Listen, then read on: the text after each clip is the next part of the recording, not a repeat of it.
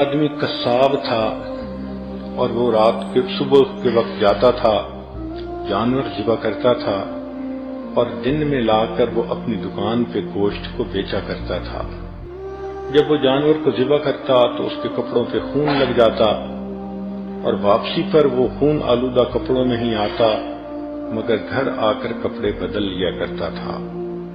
ایک رات وہ جب واپس آ رہا تھا جانوروں کو ذبح کر کے، تو رات کا اندھیرا تھا، وہ ایک جگہ سے گزر رہا تھا کہ ایک بندہ شور مچاتا ہوا آیا اور آ کے اس نے اس کو پکڑ لیا۔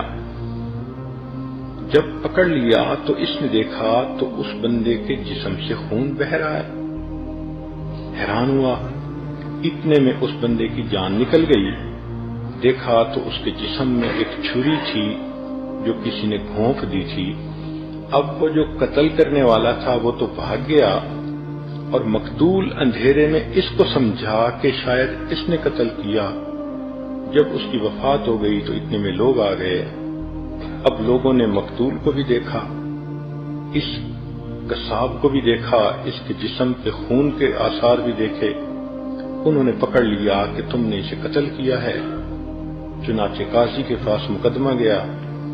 قاضی نے گواہ دیکھے، مقتول کو دیکھا تو اس نے اس کے اوپر قصاص کا حکم لگا دیا کہ جان کے بدلے جان، اس بندے کو پھانسی دی جائے گی، اس کا سر قلم کیا جائے گا۔ چنانچہ جب سر قلم کرنے کے لیے اس بندے کو مجمع کے سامنے لایا گیا تو اس وقت اس کی آنکھوں میں آنسو آ گئے۔ تو جو لانے والا پولیس افسر تھا اس نے پوچھا کہ تم کیوں رو رہے ہو؟ تمہیں اپنے جرم کے اوپر ندامت ہو رہی ہے؟ اس نے کہا کہ ندامت تو ہو رہی ہے، لیکن میں اس بندے کا قاتل نہیں ہوں جس کی وجہ سے مجھے سزا دی جا رہی ہے، میں کسی اور کا قاتل ہوں۔ اس نے کہا تمہاری سٹوری کیا؟ اب اس لڑکے نے اپنی سٹوری سنائی۔ میری جوانی کی عمر تھی، میں اس زمانے میں کشتی چلاتا تھا اور ایک بڑا دریا تھا، لوگوں کو ایک کنارے سے دوسرے کنارے کی طرف لے جاتا تھا۔ ایک دن ایک عورت اور اس کی بیٹی میرے ساتھ کشتی پر سوار ہوئیں۔ میں نے لڑکی کو دیکھا تو وہ بہت خوبصورت چاند کا ٹکڑا تھی، میرا دل اس پر فریفتہ ہو گیا۔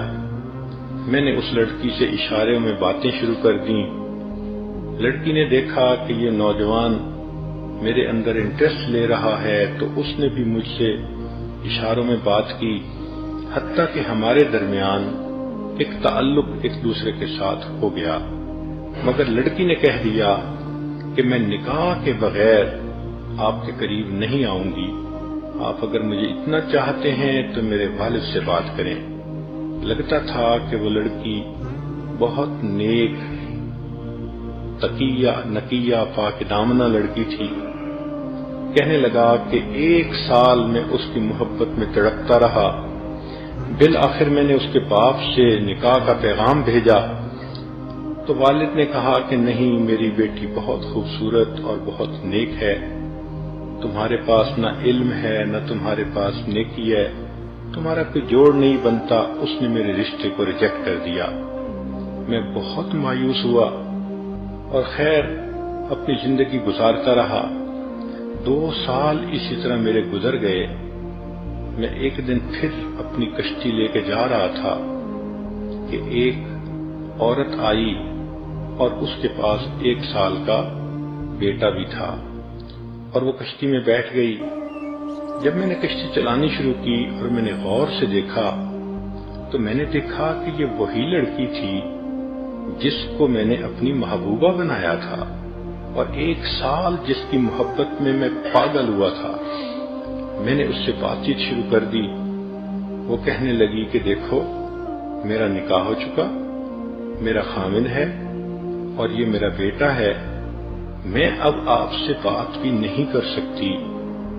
میں نے کہا کہ تم پہلے مجھ سے بات کرتی تھی۔ اس نے کہا اس وقت میں کنواری تھی، رشتے کے لیے آپ نے میری طرف توجہ کی تو میں نے آپ کو گائیڈ کیا کہ میرے والد سے رابطہ کریں۔ چنانچہ اب تو یہ معاملہ اوور ہو چکا۔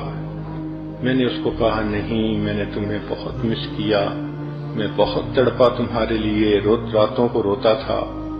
اس نے کہا کہ مجھے اس وقت آپ سے کوئی بات نہیں کرنی، اس لیے کہ میں کسی کی امانت ہوں۔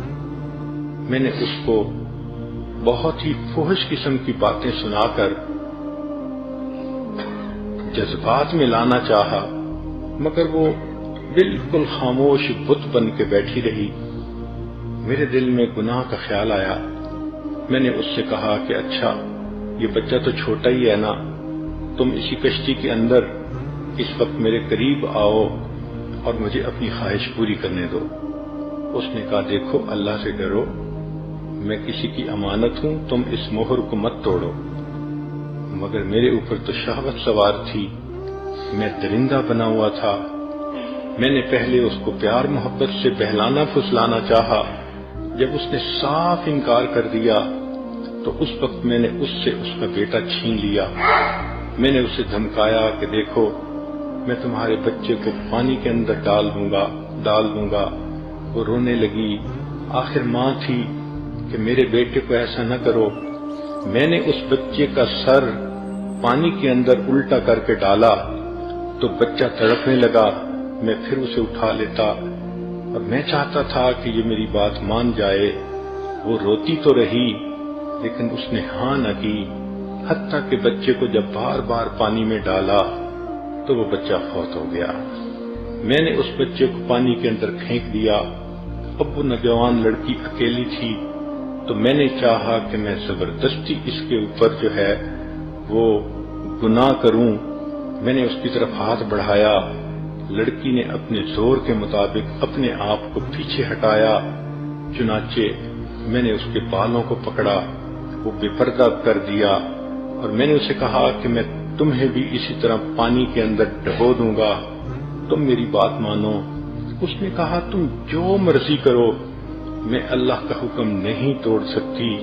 چنانچہ اس کے کپڑوں کو میں نے پھاڑ دیا، اس کے سینے کو ننگا کر دیا۔ اب جب اس نے میری بات بالکل ہی نہ مانی تو میرے دل میں خیال آیا کہ اس حالت میں اگر اس کو میں چھوڑ دوں گا تو یہ بچے کے قتل کا مقدمہ بھی میرے اوپر کرے گی اور دست درازی کا بھی میرے اوپر مقدمہ ہو جائے گا، تو بہتر ہے کہ اس لڑکی کو بھی مار دیا جائے۔ پھر میرے اوپر ایسی درندگی طاری ہوئی کہ میں نے اس لڑکی کو دھکا دیا، پانی کے اندر وہ گر گئی اور ڈوب گئی۔ میں نے 20 سال پہلے اس ماں اور بیٹے کو قتل کیا تھا، پھر ڈر کے مارے میں نے یہ کام ہی چھوڑ دیا کہ کسی کو شک نہ پڑے، اور میں نے قصاب کا پیشہ اختیار کر لیا، مگر اللہ کی لاٹھی پہ آواز ہے۔ آج 20 سال گزرنے کے بعد ظاہر میں بے قصور ہوں کہ اس آدمی کو میں نے قتل نہیں کیا، مگر اس قتل کے بدلے اللہ نے مجھے آج پھانسی کے تختے پہ لا کھڑا کیا۔ سچ ہے کہ اللہ کی لاٹھی بے آواز ہوتی ہے۔